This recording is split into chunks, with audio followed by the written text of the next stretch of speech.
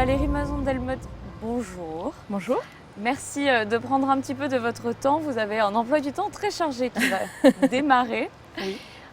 On le rappelle, vous êtes là pour la 51e session plénière du GIEC. C'est un rapport important que vous allez rendre le 25 septembre. Avant de rentrer plus en détail sur ce rapport, je voulais savoir déjà comment est-ce que ça fonctionne, comment est-ce que le groupe d'experts fonctionne, comment est-ce que vous étudiez ces rapports pour les rendre publics, pour que le grand public comprenne un petit peu mieux le fonctionnement. Alors le groupe intergouvernemental d'experts sur l'évolution du climat, il a été mis en place en 1988 sous l'égide de l'Organisation météorologique mondiale et du Programme des Nations Unies pour l'environnement. Il a pour mission de fournir au gouvernement le meilleur état des connaissances possible à un moment donné sous forme de rapport. Et donc ce sont les gouvernements dont les délégués se réunissent en session plénière qui formulent des thématiques de rapport. Et une fois qu'ils décident de ces thématiques, nous, les coprésidents, nous supervisons leur préparation. Donc nous faisons des appels à nomination d'auteurs. Nous sélectionnons ces auteurs. Ils rédigent leur rapport en plusieurs étapes. Donc ils passent en revue en fait la littérature scientifique. Et puis ils dégagent des conclusions principales. Et ce texte est relu plusieurs fois. C'est vraiment le principe de la démarche scientifique. Une relecture ouverte par la communauté scientifique et aussi par les experts que les gouvernements nomment.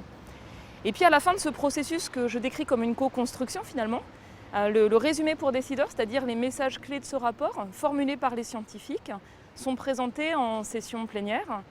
Et ensuite on s'accorde avec les délégués de tous les pays sur la manière de formuler le plus clairement possible ces conclusions, de sorte à ce qu'elles soient justes par rapport au socle scientifique, mais aussi claires, sans ambiguïté. Et donc c'est beaucoup de temps passé sur chaque mot, chaque phrase, de sorte à ce que tout le monde s'accorde sur la manière de formuler les conclusions principales. Et ce sont les auteurs, les scientifiques, les chercheurs qui rédigent les rapports qui ont toujours le dernier mot. Là, c'est un rapport très particulier, un rapport spécial océan. C'est une première de cette envergure. C'était un besoin vraiment nécessaire de faire un état des lieux de l'océan. Alors en fait, on a eu beaucoup de demandes de faire un rapport sur des thématiques liées à l'océan, mais aussi liées aux glaces. Et donc ce rapport, il porte sur l'océan et la cryosphère, la neige, la glace et les sols gelés, parce que ces deux systèmes interagissent finalement. L'océan, par exemple, près du pôle Nord ou du pôle Sud, a une partie gelée, la banquise. Et puis ce qui se passe dans l'océan affecte l'écoulement des glaces continentales, par exemple en Antarctique. Et puis quand les glaciers fondent, ça augmente le volume des océans, ça participe avec leur réchauffement à la montée du niveau des mers.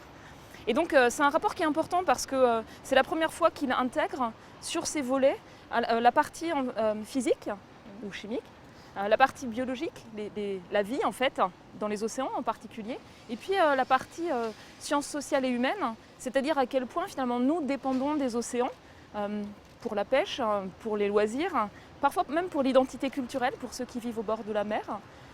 Et donc c'est une manière de réfléchir sur les interactions entre ces différents éléments, le monde physique, les écosystèmes et nos sociétés, dans un climat qui change. Et l'océan, il joue un rôle très particulier dans ce climat qui change.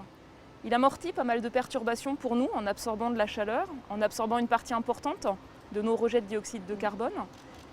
Mais à l'inverse, c'est aussi à cause d'une perte d'habitat pour les écosystèmes marins, parce que les océans se réchauffent, il y a plus de vagues de chaleur en mer, ils deviennent plus acides, ils perdent de l'oxygène.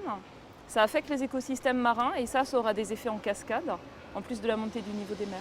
Pour que le plus grand public comprenne, qu'est-ce que ça engendre? Quelles sont les conséquences en fait, de cette acidification Parce que c'est vrai que les gens n'ont pas forcément le lien, le rapport concret sur leur quotidien parce que vraiment ça impacte les hommes.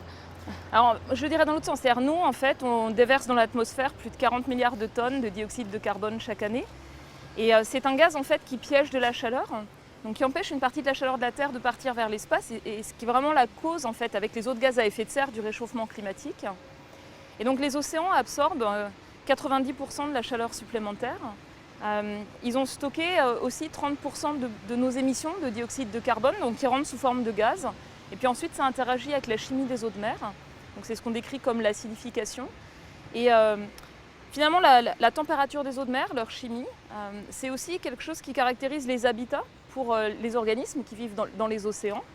Et donc, dans un climat qui change, notre rapport va faire un point sur les enjeux pour les écosystèmes marins, mais aussi les enjeux en cascade, par exemple pour les pêcheries, et pour la manière dont les océans jouent sur notre activité économique, les emplois de personnes qui en dépendent directement, mais aussi indirectement. Et c'est peut-être le message le plus important que je veux faire passer. Nous, on fait le point sur les connaissances scientifiques. Quels sont les futurs plausibles? Et ces connaissances, on a besoin de les intégrer dans la prise de décision aujourd'hui. Parce qu'on connaît ce qui s'est produit dans le passé, mais ce n'est pas la même chose qui va se passer à l'avenir dans un climat qui change.